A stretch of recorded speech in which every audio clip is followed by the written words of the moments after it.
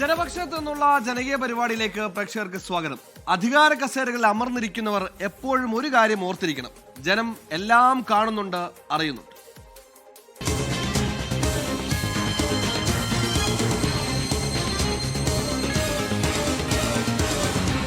പൊതുജനം കഴുതയല്ല സാർ. അപ്പോൾ നമ്മൾ ഒരുമിച്ച് തുടങ്ങുന്നു. പൊതുജനം കഴുതയല്ല സാർ. CBSE 12ാം ക്ലാസ് പരീക്ഷാ ഫലങ്ങളിൽ ഏർപ്പെടുത്തിയ പുതിയ മൂല്യനിർണ്ണയ സംവിധാനമായ ഓൺ സ്ക്രീൻ മാർക്കിങ്ങിനെതിരെ വ്യാപക പരാതികളാണ് ഉയർന്നത്. പരീക്ഷയിൽ പ്രതീക്ഷിച്ച അത്ര മാർക്ക് കിട്ടിയില്ല എന്നാണ് വിദ്യാർത്ഥികൾ ഒന്നടങ്കം പറയുന്നത്. പുനർമൂല്യനിർണ്ണയത്തിന്റെ ഭാഗമായി ഉത്തരക്കടലാസിന്റെ പകർപ്പിനായി അപേക്ഷ നൽകാനുള്ള സമയപരിധി ഇന്ന് അവസാനിക്കാനിരിക്കെ സാങ്കേതിക പ്രശ്നങ്ങൾ നേരിടുന്നുണ്ടെന്നാണ് വിദ്യാർത്ഥികൾ പറയുന്നത്. പക്ഷേ ഈ സമയപരിധി ഇതുവരെ നീട്ടിക്കൊടുത്തിട്ടില്ല. ഈ വർഷത്തെ CBSE 12ാം ക്ലാസ് പരീക്ഷയിലാണ് ഓൺ സ്ക്രീൻ മാർക്കിംഗ് രീതി നടപ്പാക്കിയത്. ഉത്തരക്കടലാസുകൾ അധ്യാപകർ നേരിട്ട് മാർക്കിടുന്നതിന് പകരം സ്കാൻ ചെയ്ത് ഡിജിറ്റൽ രൂപത്തിലാക്കി മൂല്യനിർണ്ണയം നടത്തുന്ന രീതിയാണിത്. എന്നാൽ പരീക്ഷാഫലം പുറത്തുവന്നതോടെ OSM രീതിക്കെതിരെ വ്യാപക പരാതിയാണ് ഉയർന്നത്. പ്രതീക്ഷിച്ചത്ര മാർക്ക് കിട്ടിയില്ല എന്നും പുനർമൂല്യനിർണ്ണയവുമായി ബന്ധപ്പെട്ട് വലിയ ആശങ്ക നിലനിൽക്കുന്നുണ്ടെന്നും വിദ്യാർത്ഥികൾ പറയുന്നു. ഉത്തരക്കടലാസിന്റെ പകർപ്പിനായി അപേക്ഷിക്കാനുള്ള സമയപരിധി ഇന്ന് അവസാനിക്കാനിരിക്കെ കഴിഞ്ഞ 5 ദിവസമായി സാങ്കേതിക പ്രശ്നങ്ങൾ നേരിടുന്നുണ്ട്. അപേക്ഷിച്ചവർക്ക് പലർക്കും വൈകിയാണ് ഉത്തരക്കടലാസ് ലഭിച്ചത്. റീവാലുവേഷൻ ഫസ്റ്റത്തെ ഒരു 2-3 ഡേയ്സ് ഫുൾ ഹാങ് ആയിരുന്നു. അപ്പോൾ ഇന്നലെയും കൂടി നോക്കുമ്പോൾ ഇന്നലെ രാത്രിയാണ് ഓപ്പൺ ആയത്. Morning to night full closed ആയിരുന്നു, നല്ല ട്രാഫിക് ആയിരുന്നു. ഞാൻ 19th പേയ്മെൻറ്റ് ചെയ്തത്. രണ്ട് ഡേയ്സ് കഴിഞ്ഞിട്ടാണ് കിട്ടിയത്. ഫോട്ടോ കോപ്പി മെയിലിലേക്ക് കിട്ടിയത് 2 ഡേയ്സ് കഴിഞ്ഞിട്ടാണ്. ഭാഗ്യത്തിന് എൻ്റെ ഇതിൽ ക്ലാരിറ്റി ഉണ്ട്. കുറേ കുട്ടികൾ പറയുന്നുണ്ട് കിട്ടിയതിന് ക്ലാരിറ്റി ഇല്ല, ബ്ലറായിട്ടാണ് കാണുന്നതെന്ന് പറയുന്നുണ്ട്. പരാതി സംബന്ധിച്ച് ആരെ ബന്ധപ്പെടണമെന്ന് പോലും കഴിയാത്ത അവസ്ഥയാണെന്ന് മാതാപിതാക്കളും പറയുന്നു. സൈറ്റിൽ കുറേ നമ്പർ മെൻഷൻ ചെയ്തിട്ടുണ്ട്. ടോൾ ഫ്രീ ആണെന്ന് പറഞ്ഞിട്ട് ഏകദേശം ഒരു 8-10 നമ്പറിൻ്റെ അടുത്ത് ലാൻഡ് ഫോൺ നമ്പറായിട്ടും ടോൾ ഫ്രീ നമ്പറായിട്ടും ഇവർ കൊടുത്തിട്ടുണ്ട്. പക്ഷേ ഈ നമ്പറിലൊന്നും വിളിച്ചിട്ട് വേണ്ടത്ര റെസ്പോൺസ് ഇല്ല. വിഷയത്തിൽ വ്യക്തമായ ഉത്തരം ഇപ്പോഴും CBSEയിൽ നിന്ന് സ്കൂളുകൾക്ക് ലഭിച്ചിട്ടില്ലെന്ന് കേരള CBSE മാനേജ്മെന്റ് അസോസിയേഷൻ രക്ഷാധികാരി ഇബ്രാഹിം ഖാൻ പറഞ്ഞു. ആ പുനർമൂല്യം കൊടുക്കുന്നത് ഒരു തീയതി നിശ്ചയിച്ചിരുന്നു. ആ ദിവസത്തിനുള്ളിൽ ആൻസർ ബുക്ക് ഇവർക്ക് കിട്ടിയിട്ടില്ല. പലർക്കും, 10,000-കണക്കിന് വിദ്യാർത്ഥികൾക്ക്. അപ്പോൾ അവർക്ക് അത് കൊടുക്കാൻ പറ്റാത്തതുകൊണ്ട് അവർക്ക് മറ്റേ ഈ എഞ്ചിനീയറിംഗൊക്കെ അപേക്ഷിക്കാൻ പറ്റുന്നില്ല. അങ്ങനെയൊക്കെ ഉള്ള ആശങ്ക ഭയങ്കരമായിട്ട്. പരാതികളിൽ വിദ്യാഭ്യാസ മന്ത്രാലയം CBSEയോട് വിശദീകരണം തേടിയിട്ടുണ്ട്. പുനർമൂല്യനിർണ്ണയത്തിന് അപേക്ഷിക്കുന്നതിലെ സാങ്കേതിക തടസ്സം എത്രയും വേഗം പരിഹരിക്കാൻ CBSEക്ക് നിർദ്ദേശം നൽകി. പുനർമൂല്യനിർണ്ണയവുമായി ബന്ധപ്പെട്ട് ആശങ്ക നിലനിൽക്കെ തുടർ പഠനത്തെ അത് എങ്ങനെ ബാധിക്കുമെന്ന ഭയത്തിലാണ് വിദ്യാർത്ഥികളും മാതാപിതാക്കളും. പുനർമൂല്യനിർണ്ണയത്തിന്റെ സമയപരിധി നീട്ടി നൽകണമെന്നാണ് ഇവരുടെ ആവശ്യം. വർഷ ഗിരീഷ്, 24 കോഴിക്കോട്. പൊതുജനം കഴുതയല്ല സാർ. കാലത്തിനൊത്ത് കോലം മാറണം എന്ന് പറയുന്നത് ശരിയാണ്. പക്ഷെ അത്തരം പരിഷ്കാരങ്ങൾ ഉണ്ടാകുമ്പോൾ കൃത്യമായ കൂടിയാലോചനകൾ ഉണ്ടാകണം. അതില്ലെങ്കിൽ ഇത്തരത്തിൽ ലക്ഷക്കണക്കിന് വിദ്യാർത്ഥികളുടെ ഭാവിയാണ് തുലാസിലാകുന്നത്. ഒരു എത്തും പിടിയുമില്ല, എന്ത് ചെയ്യണമെന്ന് അറിയാതെ പാവം കുഞ്ഞുങ്ങൾ അവർ ആ മഴയത്ത് അങ്ങനെ നിൽക്കുകയാണ്. CBSEയുടെ 12ാം ക്ലാസ് പരീക്ഷയിൽ വൻതോതിൽ മാർക്ക് കുറയാൻ കാരണം ഓൺ സ്ക്രീൻ മാർക്കിംഗ് രീതിയാണെന്നാണ് ആരോപണം ശരിവെക്കുന്ന തരത്തിലുള്ള വാർത്തകളാണ് പുറത്തു വരുന്നത്. ഉത്തരക്കടലാസിന് സ്കാൻ ചെയ്ത ഡീറ്റെയിൽ പകർപ്പ് നോക്കി മൂല്യനിർണ്ണയം നടത്തുന്ന OSM രീതി ഈ കൊല്ലമാണ് CBSE നടപ്പാക്കിയത്. ആകെ 98 ലക്ഷം ഉത്തരക്കടലാസുകളാണ് ഉള്ളത്. മാർക്ക് കുറഞ്ഞതോടെ പുനർമൂല്യനിർണ്ണയത്തിന് അപേക്ഷിക്കുന്ന വിദ്യാർത്ഥികളുടെ എണ്ണം വൻതോതിൽ കൂടുകയും ചെയ്തു. സ്വാഭാവികമായി അവർ പ്രതീക്ഷിച്ച അത്ര മാർക്ക് കിട്ടാതിരിക്കുമ്പോൾ പുനർമൂല്യനിർണ്ണയം അനിവാര്യമായി വരും. ഉത്തരക്കടലാസിന് സ്കാൻ ചെയ്ത പകർപ്പ് ഇത്തരത്തിൽ ശേഖരിച്ചപ്പോഴാണ് OSM രീതിയിലെ വീഴ്ച വ്യക്തമായത്. അതായത് പരിഷ്കരണം കൊണ്ട് ഒരു സംവിധാനം പരിഷ്കരിച്ചതുകൊണ്ടാണ് അവരുടെ മാർക്ക് നഷ്ടപ്പെട്ടത്, എഴുതിയതിലെ തെറ്റുകൊണ്ടല്ലെന്ന് അവർക്ക് വ്യക്തമായി തോന്നുന്നത്. 68,000 ഉത്തരക്കടലാസുകളും സ്കാനിംഗ് പ്രശ്നങ്ങളുണ്ടെന്ന് കണ്ടെത്തി. ഇത് വലിയ ആശങ്കയാണ് വിദ്യാർത്ഥികൾക്കിടയിൽ ഉണ്ടാക്കിയത്. എന്നിട്ടും 13,000 എണ്ണത്തിൽ മാത്രമാണ് നേരിട്ടുള്ള മൂല്യനിർണ്ണയം നടത്തിയത്. ഒരു വിഷയത്തിന് ഉത്തരക്കടലാസ് എടുക്കാനുള്ള ഫീസ് 100 രൂപയാണ്. അതായത് 100 രൂപയാണ് അവർ എഴുതിയ പരീക്ഷാ പേപ്പർ അവർക്ക് തന്നെ ലഭിക്കാൻ വേണ്ടത്. 5 വിഷയങ്ങളാവുമ്പോൾ അത് 500 രൂപയായി. എന്നാൽ ഓൺലൈനിൽ ഈ പറയുന്ന 100 രൂപയ്ക്ക് പകരം ഓൺലൈൻ പേയ്മെന്റ് പോർട്ടൽ കാണുന്ന 69,420 രൂപയാണ്. ഈ 69,420 രൂപ കാണിച്ചതായി വിദ്യാർത്ഥികൾക്കും രക്ഷിതാക്കൾക്കും പരാതിയുണ്ട്. ചിലർക്ക് 100 രൂപയാണ് പേയ്മെന്റ് പോർട്ടലിൽ വന്നത്, മറ്റു ചിലർക്ക് ഈ പറഞ്ഞതുപോലെ 69,420 രൂപയാണ് പേയ്മെന്റ് പോർട്ടലിൽ കാണിക്കുന്നത്. CBSE 12ാം ക്ലാസ് പുനർമൂല്യനിർണ്ണയത്തിന് അപേക്ഷിക്കാനുള്ള സമയപരിധി ഇന്ന് അവസാനിക്കും. അതായത് ഏറെക്കുറെ അവസാനിക്കാൻ മണിക്കൂറുകൾ മാത്രമാണ് ബാക്കി. എന്നാൽ വെബ്സൈറ്റിന് സാങ്കേതിക തകരാറുണ്ടെന്ന് വിദ്യാർത്ഥികൾ ഒരേ സ്വരത്തിൽ പറയുന്നു. ഒരു വിധത്തിൽ CBSE അംഗീകരിക്കുകയും ചെയ്യുന്നു. വെബ്സൈറ്റിലെ പ്രശ്നങ്ങൾ പരിഗണിച്ച് സമയപരിധി നീട്ടി നൽകണമെന്നാണ് വിദ്യാർത്ഥികളുടെ ആവശ്യം. പക്ഷേ ഇതിൽ അനുഭാവപൂർവമായ നിലപാട് ഇതുവരെ CBSE സ്വീകരിച്ചിട്ടില്ല. 2 ദിവസം ചില സാങ്കേതിക പ്രശ്നങ്ങൾ ഉണ്ടായതായി സ്ഥിരീകരിച്ച CBSE ഫീസുമായി ബന്ധപ്പെട്ടുണ്ടായ പ്രശ്നങ്ങൾ പരിഹരിക്കുമെന്ന് പേരൊരു സർക്കുലർ ഇറക്കിയിട്ടുണ്ട്. അപ്പോഴും ഉത്തരക്കടലാസിന്റെ പകർപ്പിന് അപേക്ഷ നൽകുന്നുള്ള അവസാന തീയതി ഇന്ന് തീരും.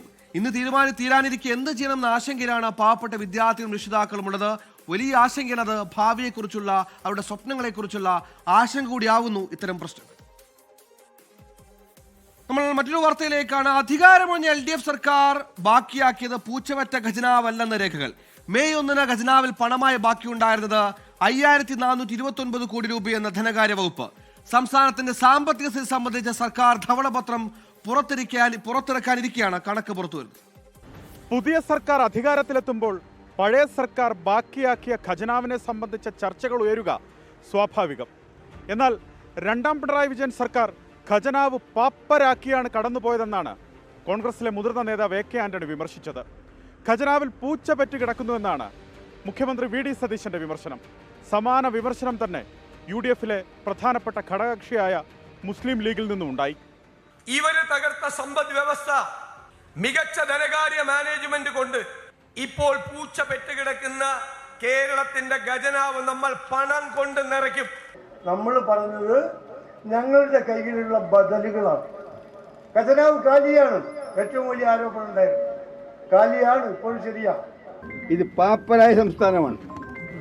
2001 ഞാൻ മുഖ്യമന്ത്രിയായിരുന്ന അവസരത്തേക്കാൾ 10 ഇരട്ടി, അതിനേക്കാൾ 10 ഇരട്ടിയിൽ കൂടുതൽ സാമ്പത്തികമായി തരിപ്പണമായ ഒരു സംസ്ഥാനമാണ്.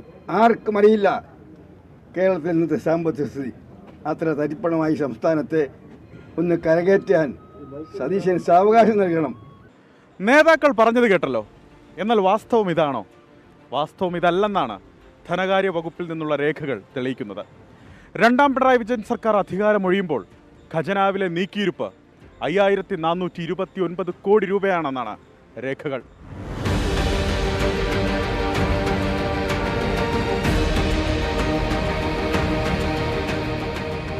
സർക്കാർ ഖജനാവ് കാലിയല്ലെന്ന് തെളിയിക്കുന്ന രേഖകളാണ് ധനകാര്യ വകുപ്പിന്റെ വിവരാവകാശ മറുപടിയിലൂടെ പുറത്തു വന്നത്.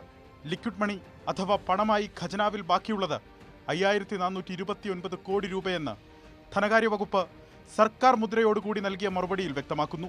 ഇക്കഴിഞ്ഞ മെയ് 1 വരെയുള്ള കണക്കാണിത്.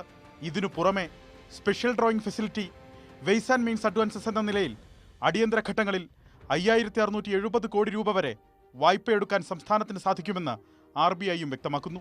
2001 വലിയ തകർച്ചയിലാണ് സംസ്ഥാനത്തെ സാമ്പത്തിക സ്ഥിതിയെന്ന AK ആന്റണിയുടെ പ്രസ്താവനയെ തള്ളിയ മുൻ ധനമന്ത്രി KN ബാലഗോപാൽ സമാനമായ കണക്ക് മുന്നോട്ട് വെച്ചിരുന്നു. ധനകാര്യ കാര്യങ്ങൾ ഏറ്റവും നന്നായി നോക്കുന്ന ആളാണ് നമ്മുടെ നിയുക്ത മുഖ്യമന്ത്രി.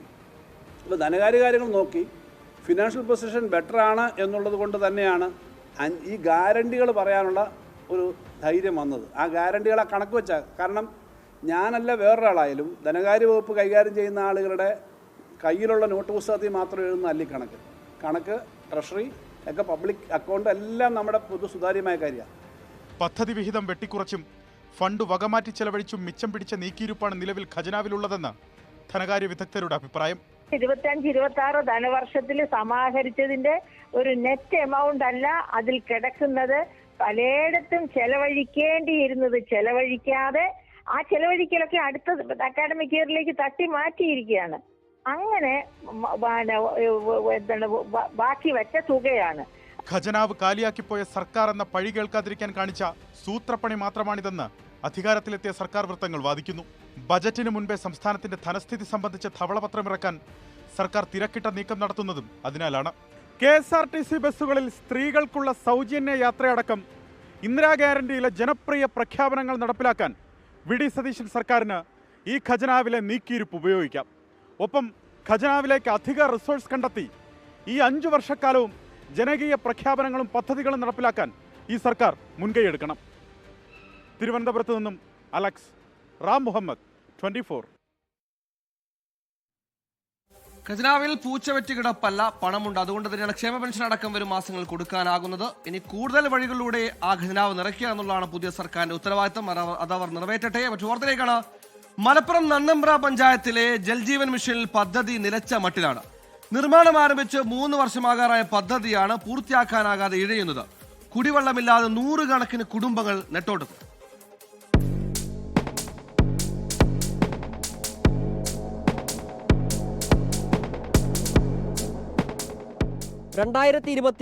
സെപ്റ്റംബറിലാണ് 96 കോടി രൂപയുടെ പദ്ധതി ആരംഭിച്ചത്. 2024 ഡിസംബറിൽ കമ്മീഷൻ ചെയ്യുമെന്നായിരുന്നു പ്രഖ്യാപനം. എന്നാൽ ഇന്നീ നിമിഷം വരെ ഈ പദ്ധതി വഴി ഒരു തുള്ളി ജലം പോലും ഒരു വീട്ടിൽ പോലും എത്തിയിട്ടില്ല. കടലുണ്ടിപ്പുഴയിൽ ബാക്കി കയത്ത് കിണർ നിർമ്മിച്ച് വെള്ളം കൊടിഞ്ഞി ചുള്ളിക്കുന്നിലെ പ്ലാന്റിലെത്തിച്ച് പഞ്ചായത്തിന്റെ എല്ലാ ഭാഗങ്ങളിലേക്കും വിതരണം ചെയ്യുന്നതായിരുന്നു പദ്ധതി. അന്നത്തെ ജലസേചന മന്ത്രി റോഷി അഗസ്റ്റിനാണ് തുടക്കം കുറിച്ചത്. പിന്നാലെ കൊടിഞ്ഞി ചുള്ളിക്കുന്നിൽ ജലസംഭരണിയുടെ നിർമ്മാണം ആരംഭിച്ചു. റോഡുകൾ വെട്ടിപ്പൊളിച്ച് ജലവിതരണ പൈപ്പ് സ്ഥാപിക്കാനുള്ള നടപടിയിലേക്കും കടന്നു. എന്നാൽ കിണറിന്റെ നിർമ്മാണം ആരംഭിച്ചില്ല. ഫസ്റ്റ് തുടങ്ങേണ്ട കിണർ കുഴിക്കലാണ് ആദ്യം തുടങ്ങേണ്ടത്. അത് തുടങ്ങിയിട്ടില്ല. അല്ലാത്ത സംഗതി നടത്തി റോഡ് പൊളിച്ച് ആകെ ഇറപ്പാക്കി കിണറിൻ്റെ ഭാഗം ക്ലിയർ ചെയ്തതിൻ്റെ ശേഷമാണ് ടാങ്കിമക്കും പൈപ്പ് ലൈനൊക്കെ ഇടേണ്ടത്. അത് കഴിഞ്ഞ പഞ്ചായത്ത് ഭരണസമിതിൻ്റെ അടുത്ത് അനാസ്ഥ ഉണ്ട്. ശുദ്ധജലക്ഷാമം ഏറ്റവും കൂടുതൽ അനുഭവപ്പെടുന്ന പ്രദേശങ്ങളിലൊന്നാണ് നന്നമ്പ്ര. കൊടിഞ്ഞി, ചുള്ളിക്കുന്ന്, കുണ്ടൂർ, വെള്ളിയാമ്പുറം, ചെറുമുക്ക്, തട്ടത്തലം തുടങ്ങിയ പ്രദേശങ്ങളിൽ ദൗർലഭ്യം രൂക്ഷമാണ്. മറ്റിടങ്ങളിൽ നിന്ന് ലോറിയിലാണ് പലപ്പോഴും വെള്ളം എത്തിക്കുന്നത്. ഒരു തുള്ളി വെള്ളം ഞങ്ങൾക്ക് കിട്ടാല്ലേ. ഞങ്ങളവസ്ഥ പഠിച്ചവരും ഞങ്ങൾക്ക് അറിയുള്ളൂ. കിണർ കുഴിച്ചിട്ട് വെള്ളം കിട്ടിയിട്ടില്ല. പിന്നെ സാധാ കിണർ കുഴിച്ച് വെള്ളം കിട്ടിയില്ല. പിന്നെ കുഴൽ കിണർ അടിച്ച് വെള്ളം കിട്ടിയില്ല. അപ്പം ഇതുകൊണ്ടൊരു പരിഹാരം ഞങ്ങൾക്ക് കണ്ടേ പറ്റൂ. ഞങ്ങളൊക്കെ പൈസ കൊടുത്തിട്ടാണ് വെള്ളം അടിക്കുന്നത്. ഒരു വർഷം 7500 വരെ ആവുന്നുണ്ട് വെള്ളത്തിന്. കയറുണ്ടായിട്ട് കാര്യമില്ല, വെള്ളമില്ല. വെള്ളം ഇപ്പം ഞങ്ങൾ പഞ്ചായത്തിൽ നിന്ന് അടുപ്പിച്ചിന്, കായ് കൊടുത്തടുപ്പിച്ചിന്. ഇതാണ് ഇപ്പം ഞങ്ങളുടെ അവസ്ഥ. എന്നപ്പോൾ എന്താ ചേച്ചി, ജീവിക്കാതിരിക്കാൻ പറ്റില്ലല്ലോ നമുക്ക്.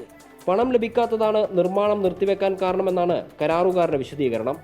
റോഡ് കുത്തിപ്പൊളിച്ചതോടെ യാത്രയും ദുരിതത്തിൽ. ഏറ്റവും കൂടുതൽ പ്രയാസം ഉണ്ടാക്കുന്നത് ഇപ്പോൾ ഈ റോഡ് പൊളിച്ച ഈ സംഭവ വികാസങ്ങളാണ്. 2 വീലർ വരെ പോകാൻ പറ്റാത്ത അവസ്ഥകളാണ് ഇപ്പോൾ നിലവിൽ ഉള്ളത്. എത്രയും പെട്ടെന്ന് പരിഹരിക്കണം എന്ന് മാത്രമേ നമുക്ക് പറയാനുള്ളൂ. കിണറിന് സ്ഥലം കണ്ടെത്തുന്നതിന് മുമ്പ് പൈപ്പിടാൻ റോഡ് കുത്തിപ്പൊളിക്കുക, അങ്ങനെ കുടിവെള്ളമില്ലാതെ കഷ്ടപ്പെടുന്ന ജനങ്ങളുടെ യാത്ര കൂടി ദുരിതപൂർണ്ണമാക്കുക, എപ്പോൾ പ്രവൃത്തി തീരുമെന്ന ചോദ്യം കണ്ടില്ലെന്ന് നടിക്കുക, അങ്ങനെ എന്തൊക്കെയോ ഹോബിയാണ് നമ്മുടെ വാട്ടർ അതോറിറ്റിക്ക്. ഉദ്യോഗസ്ഥരെ കുടിവെള്ളമാണ് മറക്കരുത്. പൊതുജനം കഴുതയല്ല സാർ. തൊണ്ട നനയ്ക്കാൻ ഇത്തിരി കുടിവെള്ളം കിട്ടാത്ത മനുഷ്യരുടെ വേദന അത് അനുഭവിച്ചാൽ മാത്രമേ മനസ്സിലാവുകയുള്ളൂ. ഈ പ്രശ്നങ്ങളൊക്കെ പരിഹരിക്കാൻ കൂടിയാണ് ഇവിടെ ഒരു സർക്കാരും സംവിധാനവും. കുടിവെള്ളമാണ്, അനിവാര്യതയാണ്, മൗലിക അവകാശം കൂടിയാണ്. അത് എത്രയും വേഗത്തിൽ നടപ്പിലാക്കി കൊടുക്കുക എന്നുള്ളതാണ് സർക്കാരിന്റെ ഉത്തരവാദിത്വം. മറ്റു വാർത്തയിലേക്കാണ്. കാലവർഷം എത്താൻ ദിവസങ്ങൾ മാത്രം ബാക്കി നിൽക്കുമ്പോഴും ഇടിഞ്ഞു വീഴാറ ഇടുക്കിയിലെ തോട്ടം തൊഴിലാളി ലയങ്ങളിൽ താമസിക്കുന്നവരുടെ ദുരിത ജീവിതത്തിന് അറുതിയാകുന്നില്ല.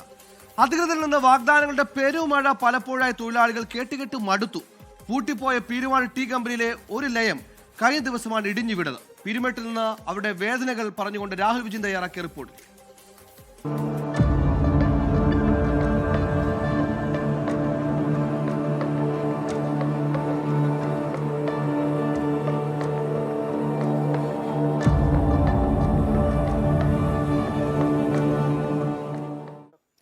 ഓരോ മഴക്കാലത്തിന് മുമ്പും ഈ ലയങ്ങളിലൊക്കെ താമസിക്കുന്ന ആളുകളുടെ ദുരിത ജീവിതം പലപ്പോഴായിട്ട് പുറത്തേക്ക് എത്തിക്കാൻ നമ്മൾ ശ്രമിക്കാറുണ്ട്.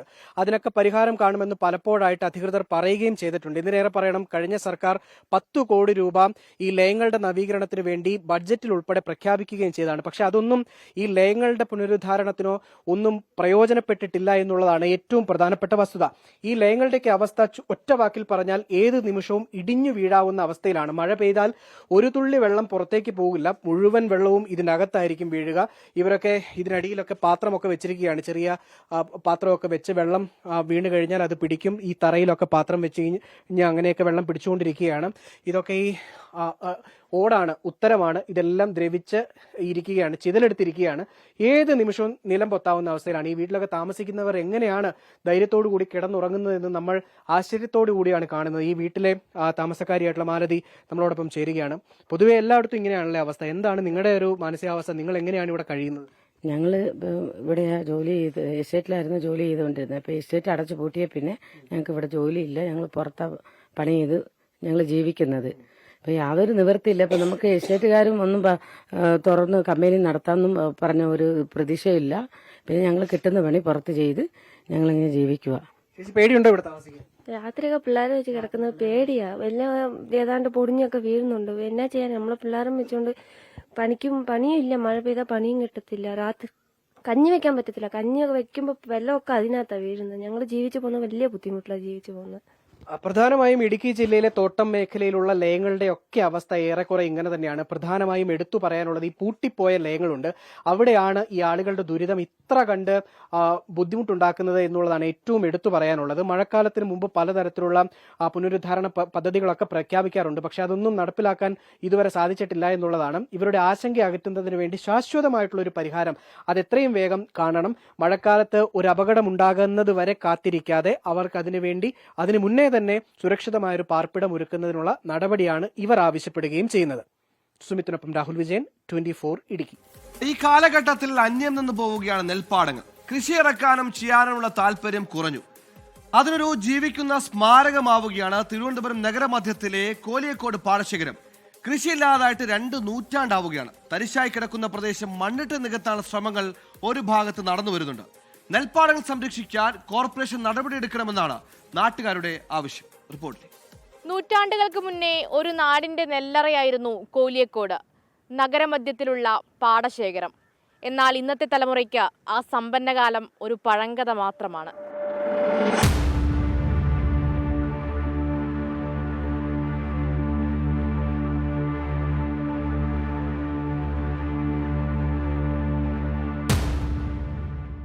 ഒരു 30 വർഷം എൻ്റെ അറിവിൽ വരണം എന്നുള്ളതാണ് എൻ്റെ കണക്കുകൂട്ടൽ. കൂലി കാരണം അത് നിലച്ചതാണ്. കാരണം ഒരാൾക്ക് 1000 രൂപ ശമ്പളം, അതിനുള്ളത് ആദായം വയലിൽ നിന്ന് അത് പാടത്തിൽ നിന്ന് കിട്ടുന്നില്ല. പിന്നെ സങ്കടമുണ്ട്. കാരണം നെല്ലിൻ്റെ ആഹാരം കഴിച്ചിട്ട് കാലങ്ങളായി.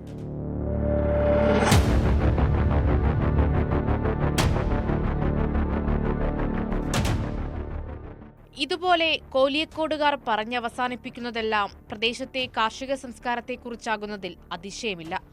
പലരും ഈ കൃഷിയിടത്തിൽ തന്നെ എല്ലുമുറിയെ പണിയെടുത്തവരാണ്. തലമുറമാറ്റം സംഭവിച്ചതോടെ കൃഷി ഇറക്കാതായി. കർഷകർക്ക് ആനുകൂല്യങ്ങൾ ലഭിക്കാതായി. കൃഷി ലാഭമില്ലാത്ത ജോലിയുമായി മാറി.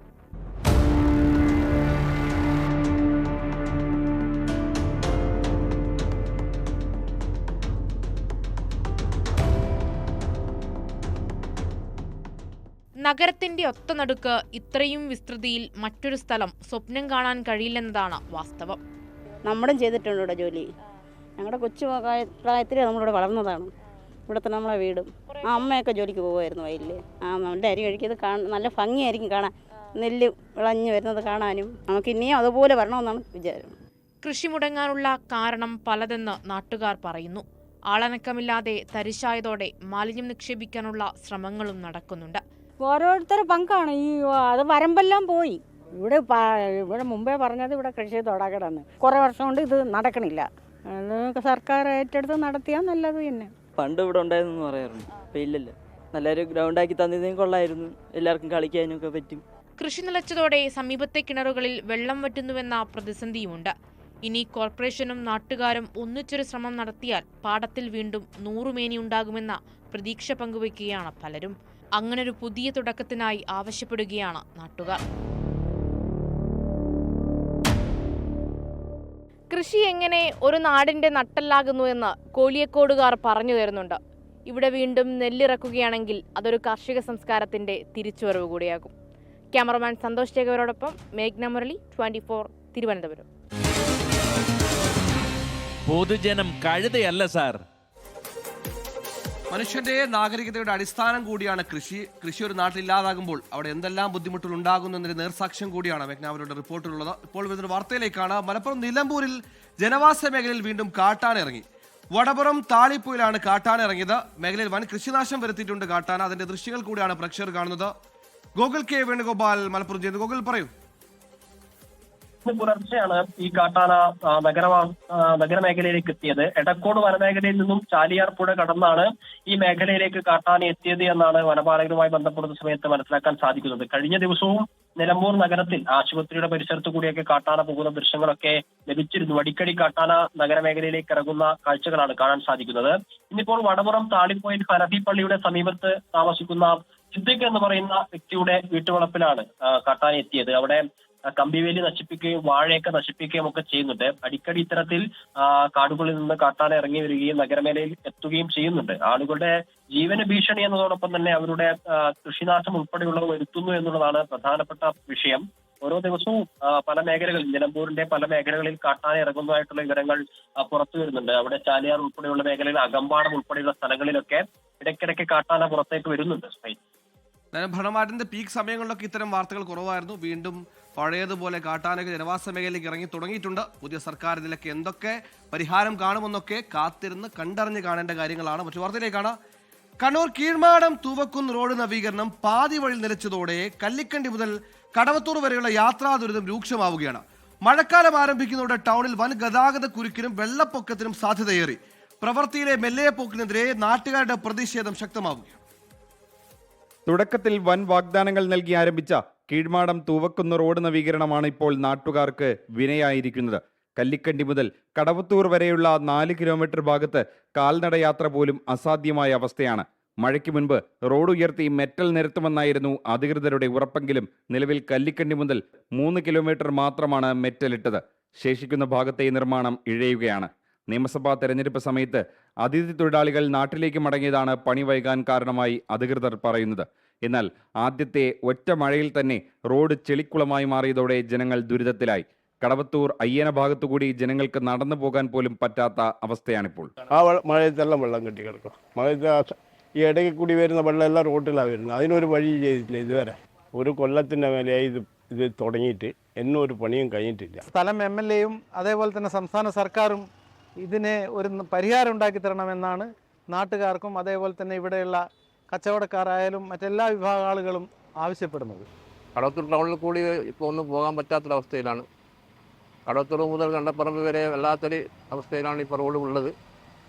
പെട്ടെന്ന് തന്നെ യുദ്ധകാലാടിസ്ഥാനത്തിൽ വളരെ എമർജൻസി ആയിട്ട് റോഡ് ഉയർത്തി ലെവലാക്കി വെള്ളക്കെട്ട് ഒഴിവാക്കാനുള്ള സംവിധാനം ഉണ്ടാക്കണമെന്ന് പറയാനുള്ളത്. ഈ റോഡ് കുറേ വർഷമായിട്ട് പണി നടക്കാമെന്ന് പറഞ്ഞുകൊണ്ട് അറിഞ്ഞു. പക്ഷേ തീർന്നിട്ടുണ്ടാവുമെന്ന് വിചാരിച്ചാണ് ഈ വഴിയെടുത്തത്. ബുദ്ധിമുട്ടിയാണ് വന്നുകൊണ്ടിരിക്കുന്നത്. ഇനിയിപ്പോൾ മഴയും കൂടി വരുമ്പോഴത്തേക്കും ഇതിൻ്റെ അവസ്ഥ എന്താവും എന്നുള്ളത് അറിയില്ല. പെട്ടെന്ന് തന്നെ പരിപാടികൾ നടത്തി കഴിഞ്ഞു കഴിഞ്ഞാൽ ജനങ്ങൾക്ക് കുറച്ചും കൂടി നല്ലതായിരിക്കും. റോഡ് പണി മാത്രമല്ല, കടവത്തൂർ ടൗൺ ജംഗ്ഷനിലെയും പാലത്തായി റോഡിലെയും ഓവുചാൽ നിർമ്മാണവും പൂർത്തിയായിട്ടില്ല. ടൗണിലെയും കുറുങ്ങാട്ടെയും മഴവെള്ളം ചാലുകളിലൂടെ എലിത്തോട് പുഴയിലേക്ക് വിടാനായിരുന്നു പദ്ധതിയെങ്കിലും ചാലുകൾ പരസ്പരം ബന്ധിപ്പിച്ചിട്ടില്ലാത്തത് വലിയ തിരിച്ചടിയാണ്. വരും ദിവസങ്ങളിൽ മഴ ശക്തമായാൽ പാലത്തായി റോഡിലെ കൊല്ലയ്ക്കൽ, മലയിൻകുന്ന് ഭാഗത്തെ താഴ്ന്ന പ്രദേശങ്ങളിലെ വീടുകൾ വെള്ളപ്പൊക്ക ഭീഷണിയിലാകും. അതേസമയം കടവത്തൂർ ടൗണിലെ CPIM ബസ് കാത്തിരിപ്പ് കേന്ദ്രം പൊളിച്ചു മാറ്റാൻ തയ്യാറാകാത്തതാണ് ജംഗ്ഷനിലെ പ്രവൃത്തി വൈകാൻ കാരണമെന്ന ആക്ഷേപവും ശക്തമാണ്. ഇതിനെതിരെ UDF പ്രവർത്തകർ PWD ഓഫീസിലേക്ക് മാർച്ചും ധർണയും നടത്തിയെങ്കിലും ഫലമുണ്ടായില്ല. കാലവർഷം കനക്കും മുൻപ് ബസ് സർവീസുകളും മറ്റു വാഹന ഗതാഗതവും തടസ്സപ്പെടാതിരിക്കാൻ അടിയന്തര നടപടി വേണമെന്നാണ് നാട്ടുകാരുടെ ആവശ്യം. 24 കണ്ണൂർ. പൊതുജനം കഴുതയല്ല സാർ എന്ന ഈ പരിപാടിയിലൂടെ പ്രേക്ഷകർക്കും നിങ്ങൾ നേരിടുന്ന വിഷയങ്ങൾ വാർത്തയാക്കാം. സ്ക്രീനിൽ കാണുന്ന വാട്സ്ആപ്പ് നമ്പറിലേക്ക് വിശദാംശങ്ങൾ അയക്കുക. പൊതുജനം കഴുതയല്ല സാർ @gmail.com എന്ന ഇമെയിൽ വഴിയും നിങ്ങൾക്ക് നിങ്ങളുടെ പ്രശ്നങ്ങൾ ഞങ്ങൾക്ക് ഞങ്ങളുടെ ശ്രദ്ധയിൽപ്പെടുത്തേണ്ട വിഷയങ്ങൾ എന്നിവ അയക്കാൻ സാധിക്കും. അപ്പോൾ ഇത് നോട്ട് ചെയ്യുക.